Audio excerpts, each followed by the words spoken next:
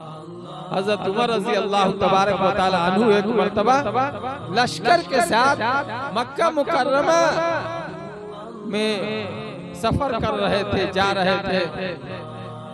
किसी रास्ते में पहाड़ के एक दामन में जाकर आप रुक गए।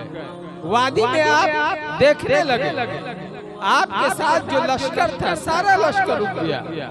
अमीरुल मोमिनीन वादी में देख रहे हैं, पहाड़ के दामन में देख रहे हैं, खड़े हैं, सोच में मशगूल है।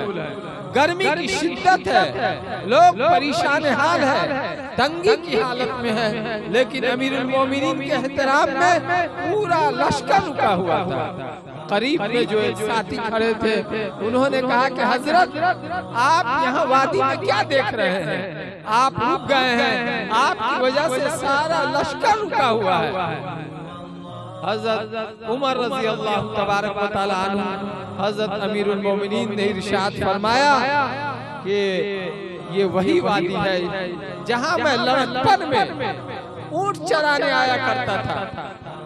मुझे ऊंट चराने का सलीका नहीं था, ऊंट का पेट नहीं भर पाता था। जब मैं वापस अपने घर जाता तो मेरे वालिद खत्ताब मुझे लान तान करते, मुझे पीटते, मुझे बुरा भला कहते उमर तुम क्या कामयाब जिंदगी गुजारोगे, तुम्हें तो ऊंट भी चराने नहीं आता है, तुम्हारा मुस्तकबिल क्या होगा, तुम्हारी जिंदगी का क्या होगा, तुम जब ऊंट नहीं चरा पाते हो तो बाद में क्या करोगे। हज़रत उमर रज़ी अल्लाह तबारक व तआला अन्हु फरमाते हैं कि ये वही वादी है जहाँ मैं आता था तो ऊंट भी सही से चरा नहीं पाता था। अब्बा की तरफ से लान तान और मलामत मुझको सुनना पड़ता था। आज मैं देख रहा हूँ कि कुरान की बरकत से, इस्लाम की बरकत से अल्लाह तबारक व तआला ने क्या इज्जत अता फरमाई है, क्या सुरखरुई अता फरमाई है कि हमें अमीरुल मोमिनीन बना दिया है।